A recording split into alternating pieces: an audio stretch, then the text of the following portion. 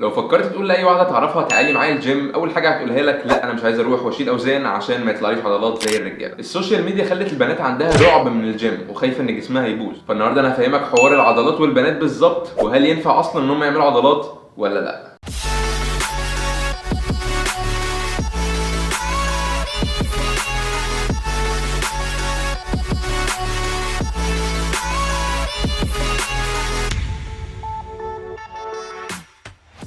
اول حاجه من البدايه هي طبيعه جسم البنت. دلوقتي احنا عندنا هرمونين هما اللي موجودين، عندنا التستوستيرون وعندنا الاستروجين. التستوستيرون هو هرمون الذكوره، هو الهرمون اللي بيبقى موجود عند الرجاله، والاستروجين هو هرمون الانوثه او هرمون البنات، هو اللي بيكون موجود عند البنات.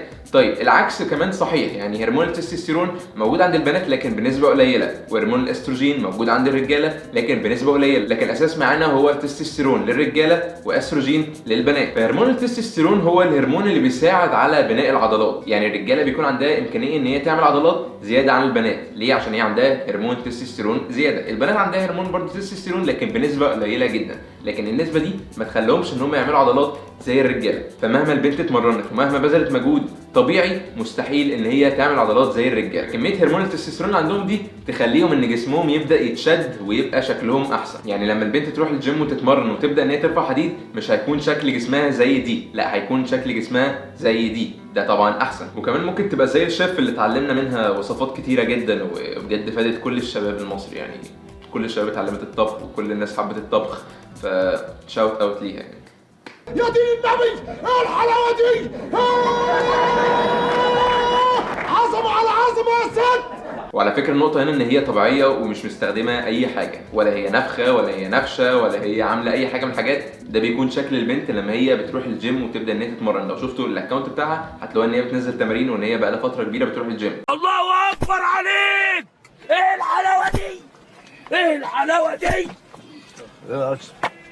انت اللي ايه؟ انت اللي ايه؟ اللهم صل على حضره النبي. انت جبت المعلومات دي منين؟ فلما البنت بتبدا ان هي تروح الجيم وتتمرن وترفع حديد، جسمها بيبدا ان هو يتشكل بطريقه كويسه، مش بيكون شكله عضلات زي البنات اللي احنا هنتكلم عنهم كمان شويه.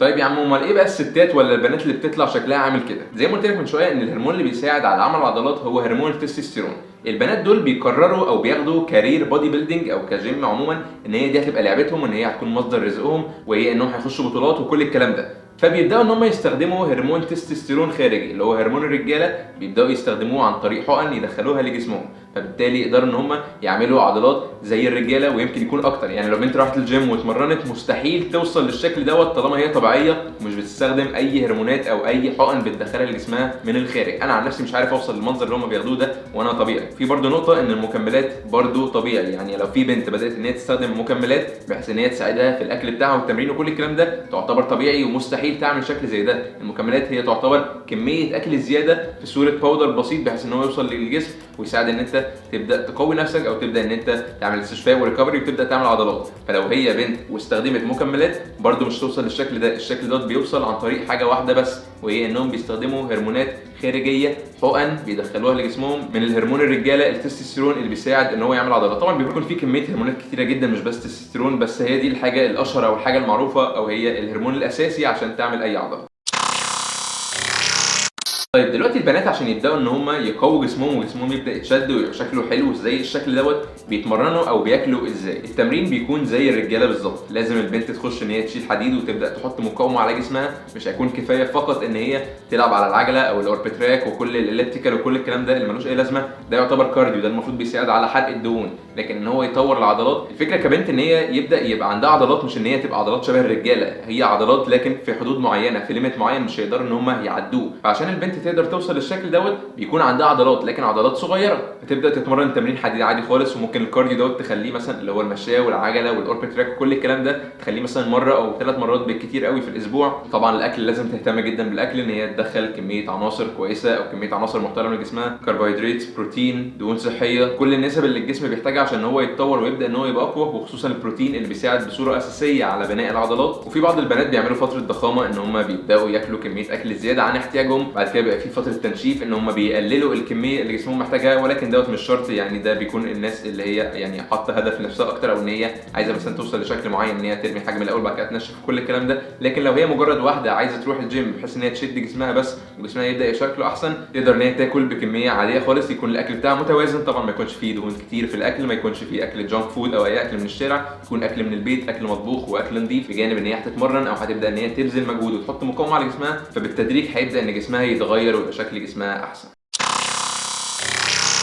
فنقدر نستنتج من الكلام اللي انا قلته دوت ان لو في واحده بنت بقالها 10 سنين بتتمرن طبيعي، وواحد راجل راح الجيم لمده سنه بس، يقدر ان هو يعمل عضلات زياده عن البنت اللي اتمرنت 10 سنين. ليه؟ عشان هو عنده الهرمون اللي بيساعده ان هو يعمل العضلات دي. البنات عندها الهرمون دوت لكن بنسبه قليله جدا، فمهما اتمرنت هيوصل لجسمها حدود معينه مش هتقدر ان هي تكسرها او ان هي تعديها، الا لو كانت هي عايزه تبدا ان هي تاخد هرمونات او تبدا تاخد حقن خارجيه عشان توصل للاشكال اللي بتبقى موجوده على النت.